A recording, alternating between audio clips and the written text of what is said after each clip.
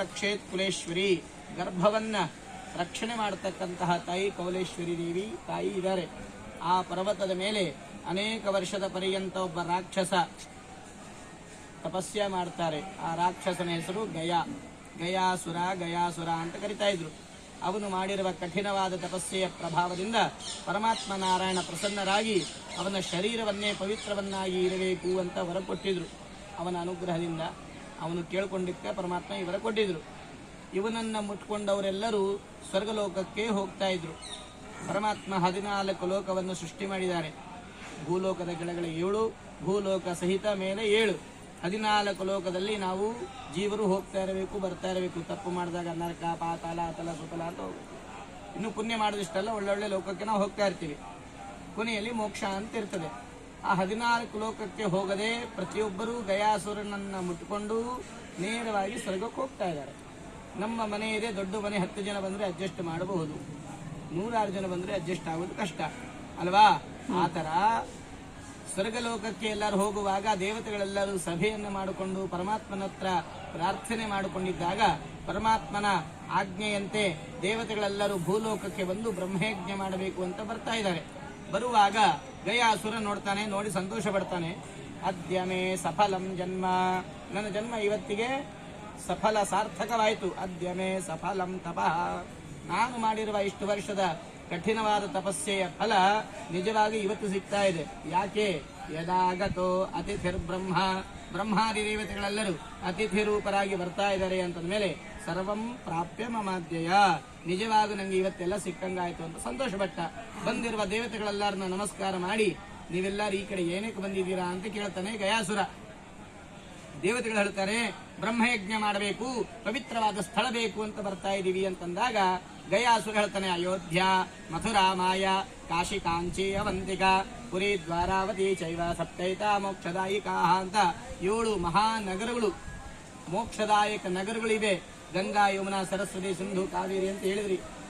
ಆ ಮಹಾನದಿಗಳ ತೀರದಲ್ಲಿ ಹೋಗಿ ಮಾಡ್ರಿ ಅಂತ ಹೇಳಿದಾಗ ಬ್ರಹ್ಮಾದಿ ದೇವತೆಗಳು ಹೇಳ್ತಾರಂತೆ, ಸಾಧಾರಣರಾದ ಮನುಷ್ಯರು ಆ ನದಿಗಳಲ್ಲಿ, ಪವಿತ್ರವಾದ ನದಿಗಳಲ್ಲಿ ಸ್ನಾನವನ್ನು ಮಾಡಿಕೊಂಡು ದೇಹವನ್ನು ಶುದ್ಧಿ ಮಾಡಿಕೊಂಡು ಯಜ್ಞ, ಯಾಗ, ದಾನ, ಧರ್ಮಾದಿಗಳನ್ನ ಮಾಡಿದರೆ ಅವರು ಸ್ವರ್ಗಲೋಕಕ್ಕೆ ಬರ್ತಾರೆ ಕಾಲ ಆದ ಮೇಲೆ.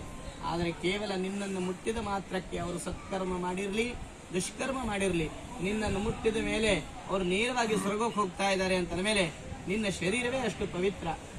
ನಿನ್ನ ಶರೀರದ ಮೇಲೆ ನಾವು ಯಾಗ ಮಾಡ್ಲಿಕ್ಕೆ ಬಂದೀವಿ ಅಂತಂದಾಗ ಗಯಾಸುರ ಕೊನೆಯಲ್ಲಿ ಶರೀರವು ಉಪಯೋಗಕ್ಕಾಯ್ತು, ಪರೋಪಕಾರಕ್ಕಾಯ್ತು ಅಂತ ಶರೀರವನ್ನ ಕೊಡ್ತಾನಂತೆ ಗಯಾಸುರ. ಪಂಚಕೋಶಂ ಗಯಾ ಕ್ಷೇತ್ರಂ ಅಂತ ಹೇಳಿದ್ನಲ್ಲ, ಗಯಾಸುರ ಇಲ್ಲಿ ಮಲ್ಕೊಂಡ್ರೆ ಅವನ ತಲೆ 3 ಕಿಲೋಮೀಟರ್ ಅಷ್ಟು ವಿಸ್ತಾರವಾಯ್ತು. ಅವನು ಎಷ್ಟು ವಿಶಾಲ ಅಂತಂದ್ರೆ ಇಲ್ಲಿ ಮಲ್ಕೊಂಡ್ರೆ ಒರಿಸ್ಸಾ ಕ್ಷೇತ್ರದಲ್ಲಿ ಕಟಕ್ ಅಂತ ಒಂದು ಊರು, ಆ ಊರಿನಲ್ಲಿ ಒಂದು ನಾಭಿ ಇದೆ. ಆದ ಕಾರಣ ನಾಭಿಗಯ ಅಂತ ಅಲ್ಲಿ ಪ್ರಸಿದ್ಧ. ಕಟಕದ ಹತ್ರ ಜಾಜಿಪುರ್ ಅಂತ ಊರು. ಇನ್ನು ಎಷ್ಟು ವಿಸ್ತಾರ ಅಂತಂದ್ರೆ ನಿಮ್ಮ ದಕ್ಷಿಣ ಭಾರತದಲ್ಲಿ ಆಂಧ್ರ ಪ್ರದೇಶದಲ್ಲಿ ಪೀಠಾಪುರ ಅಂತ ಒಂದು ಊರಿದೆ. ಅಸುರ ಅಂತಂದ್ರೆ ಗಯಾ ಪಾದ, ಅಸುರನ ಪಾದ ಅಲ್ಲಿಗೆ ಹೋಗಿದೆ. ಆದ ಕಾರಣ ಅಸುರನ ಹೆಸರೇನು ಗಯ, ಅಸುರನ ಹೆಸರೇನು ಗಯ, ಅವನ ಪಾದ ಇದೆ. ಆದ ಕಾರಣ ಪಾದಗಯ ಅಂತ ಅಲ್ಲಿ ಪ್ರಸಿದ್ಧ ಅಲ್ಲ. ಪೀಠಾಪುರದಲ್ಲಿ ಪಾದಗಯ ಅಂತ ಅಲ್ಲಿ ಪ್ರಸಿದ್ಧ. ಅಷ್ಟು ವಿಶಾಲವಾದ ಶರೀರ ಅವನ ಗಯಾಸುರನದು. ಅವನ ಹೃದಯದ ಮೇಲೆ ದೇವತೆಗಳೆಲ್ಲರೂ ಕುತ್ಕೊಂಡ್ರು, ಯಾಗವನ್ನ ಪ್ರಾರಂಭ ಮಾಡಿದ್ರು. ನೀವು ದೀಪ ಹಚ್ಚಲಿಕ್ಕೆ ಹೋದಾಗ ಬೆಂಕಿ ಹತ್ತಂದ್ರೆ ಕೈ ಸುಡ್ತಾ ಇಲ್ಲ. ಅವನ ಹೃದಯದ ಮೇಲೆ ದೇವತೆಗಳು ಕುತ್ಕೊಂಡು ಏನ್ ಮಾಡ್ತಾ ಇದಾರೆ? ಯಾಗ ಮಾಡ್ತಾ ಇದಾರೆ. ಬೆಂಕಿ ತಾಪ ತಡ್ಕೊಳಿಕ್ ಆಗ್ತಾ ಇಲ್ಲ, ಅಲ್ಲಾಡ್ತಾ ಇದೆ. ಅಲ್ಲಾಡ್ತಿದ್ರೆ ಎಲ್ಲ ಅಲ್ಲಾಡ್ತದೆ ಅಲ್ವಾ? ಆ ಕಲಶಗಳೆಲ್ಲ ಬೀಳ್ತದೆ, ಯಜ್ಞ ಭಂಗ ಆಗತ್ತೆ. ದೇವತೆಗಳು ಸಂಕಲ್ಪ ಏನಂತ ಮಾಡಿದ್ರು? ನಿರ್ವಿಘ್ನತಾ ಪರಿಸಮಾಪ್ತ್ಯರ್ಥಂ ಅಂತ ಸಂಕಲ್ಪ ಮಾಡಿದ್ರು. ವಿಘ್ನ ಬರಲಿಕ್ಕೆ ಶುರುವಾಯ್ತು. ನಾರಾಯಣ ಸದ್ಯ ಬಂದ್ರು. ಧರ್ಮಶಿಲಾ ನಾಮಕ ಒಂದು ಪರ್ವತವನ್ನೇ ತಗೊಂಡು ಅವನ ಹೃದಯದ ಮೇಲೆ ಇಟ್ಟು, ತನ್ನ ಬಲಕಾಲನ್ನೇ ಇಟ್ಟು ಪರಮಾತ್ಮ ಶಮನ ಮಾಡಿದ್ರು. ಅಂದ್ರೆ ಒತ್ತಿದಾಗ ಕೆಳಗಡೆ ಬಂದ, ಭೂಮಿಯ ಕೆಳಗೆ ಬಂದ ಗಯಾಸುರ. ವಿಧಿಪೂರ್ವಕವಾಗಿ ಬ್ರಹ್ಮಯಜ್ಞ ಸಮಾಪ್ತಿ ಆಯ್ತು. ಎದ್ದೇಳ ಅಂತ ಪ್ರಯತ್ನ ಪಡ್ತಾ ಇದ್ರೆ ಇದಕ್ಕೆ ಹೇಳಿಕ್ ಆಗ್ತಾ ಇಲ್ಲ. ಬಲವಾಗಿ ಎದ್ದೇಳ ಅಂದ್ರು ಗಯಾಸುರ ಹೇಳಿಕ್ ಆಗ್ತಾ ಇಲ್ಲ. ಮೇಲೆ ನೋಡ್ತಾನೆ, ಪರಮಾತ್ಮ ಪಾದ ಇಟ್ಟಿದ್ದಾರೆ. ಪರಮಾತ್ಮನ ಪಾದ ಕಾಲಿನ 2 ಕೈಯಿಂದ ಹಿಡ್ಕೊಂಡ್ಬಿಡ್ತಾನೆ. ಹಿಡ್ಕೊಂಡು ನಾರಾಯಣ ತ್ರಾಹಿಮಾಮ್ ಅಂತ ಕೇಳಿದಾಗ ಪರಮಾತ್ಮ ಹೇಳ್ತಾರಂತೆ, ಗಯಾಸುರ ಮತ್ತೇನಾದ್ರೂ ಬರಬೇಕೇನೋ ನಿನಗೆ, ಯಾಕೆ ನನ್ನ ಕಾಲು ಹಿಡ್ಕೊಂಡಿದ್ದಿ ಬಿಡು ಅಂತಂದಾಗ ಗಯಾಸುರ ಹೇಳ್ತಾನೆ, ಮತ್ತೇನೇನು ಸ್ವಾಮಿ ನಂಗೆ ಬೇಕು ವರ, ನಿನ್ನ ಪಾದ ಇಟ್ಟಿದ್ದೀನಿ ನನ್ನ ಹೃದಯದ ಮೇಲೆ. ಜಗನ್ಮಾತಾ ಅಂದ್ರೆ ಯಾರು? ಲಕ್ಷ್ಮೀ ತಾಯಿ. ನಮ್ಮ ತಾಯಿ ಜಗನ್ಮಾತ ಸದಾ ನಿನ್ನ ಪಾದ ಸೇವೆ ಮಾಡ್ತಾ ಇರ್ತಾಳೆ, ಅಂತಹ ಪಾದವೇ ನನ್ನ ಹೃದಯದ ಮೇಲೆ ಇಟ್ಟಿದ್ದಿ. ಮತ್ತೇನು ಬೇಕು ನನಗೆ? ಆದ್ರೆ ನೀವು ಪೂರ್ವದಲ್ಲಿ ಒಂದು ವರ ಕೊಟ್ಟಿದ್ರಿ, ಏನಂತ? ನನ್ನನ್ನು ಮುಟ್ಕೊಂಡವರು ಸ್ವರ್ಗಕ್ಕೆ ಹೋಗಬೇಕು ಅಂತ.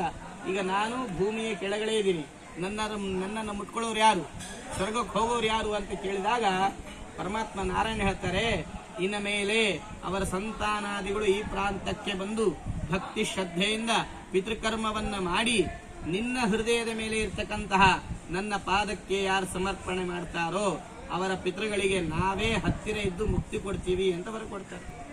ಮುಕ್ತಿ ಆಯ್ತು, ಸ್ವರ್ಗ ಅಂತ ಹೋಗ್ತಾ ಇದ್ರು, ಎಲ್ಲರೂ ಮುಟ್ಕೊಂಡವರೆಲ್ಲರೂ ಸ್ವರ್ಗಕ್ಕೆ ಹೋಗ್ತಾ ಇದ್ರು. ಈಗ ಮುಕ್ತಿ ಅಂತ ಆಯ್ತು. ಸ್ವರ್ಗ ಯಾಕೆ ಬೇಡ, ಮುಕ್ತಿ ಯಾಕೆ ಬೇಕು ಅಂತಂದ್ರೆ ಸ್ವರ್ಗ ಶಾಶ್ವತ ಅಲ್ಲ.